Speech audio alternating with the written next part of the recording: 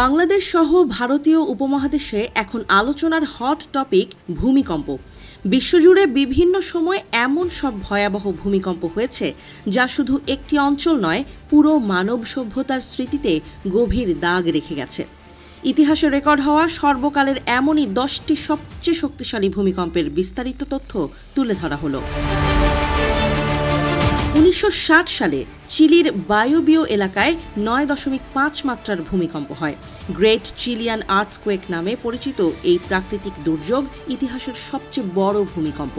এতে 1655 জন নিহত হন ও 20 লাখ মানুষ গৃহহীন হয়ে পড়েন। এর 4 বছর পর 1964 সালে ভয়াবহ ভূমিকম্পের মুখোমুখি হয় যুক্তরাষ্ট্র।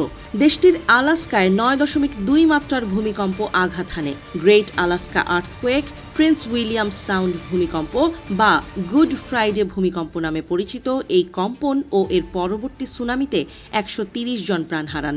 ক্ষয়ক্ষতির পরিমাণ ছিল 2.3 বিলিয়ন বা $230 কোটি। 2004 সালে ইন্দোনেশিয়ার সুমাত্রা আন্দামান দ্বীপপুঞ্জে 9.1 মাত্রার ভূমিকম্প ভয়াবহ সুনামি সৃষ্টি করে। এতে 2,80,000-এরও বেশি মানুষ নিহত হন।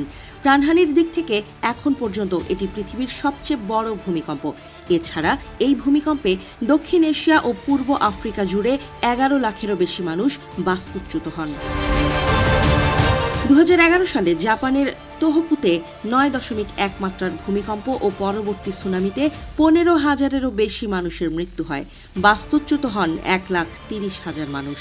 1952 সালে রাশিয়ার কামচাটকা ক্রাইয়ে 9 মাত্রার ভূমিকম্প আঘাত হানে। বিশ্বের প্রথম রেকর্ডকৃত মাত্রা 9 মাত্রার ভূমিকম্প এটি।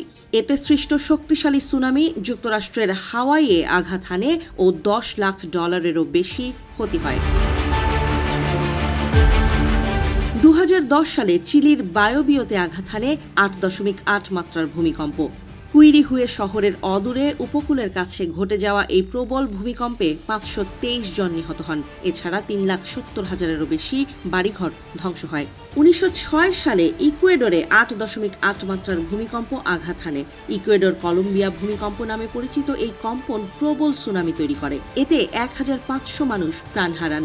সুনামির ঢেউ পৌঁছায় যুক্তরাষ্ট্রের ক্যালিফোর্নিয়া অঙ্গরাজ্যের সান ফ্রান্সিসকো পর্যন্ত। 1965 সালে যুক্তরাষ্ট্রের আলাস্কায় আবারও 8.7 মাত্রার ভূমিকম্প 35 ফুট উচ্চতার বিশাল সুনামি সৃষ্টি করে। 1950 সালে ভয়াবহ এক ভূমিকম্পের সাক্ষী হয়েছে প্রতিবেশী দেশ ভারত। দেশটির অরুণাচল প্রদেশে 8.6 মাত্রার এই ভূমিকম্পে প্রবল কম্পনের পাশাপাশি বালু বিস্ফোরণ ও ভূমিধস হয়। সব মিলিয়ে 780 জনের মৃত্যু হয়। 2012 সালে ইন্দোনেশিয়ার সুমাত্রায় 8.6 মাত্রার আরেক দফার ভূমিকম্প অনুভূত হয়।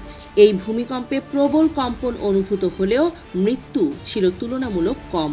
যাদের বেশিরভাগেরই মৃত্যু হয় ভূমিকম্পের আতঙ্কে হৃদরোগে আক্রান্ত হয়ে।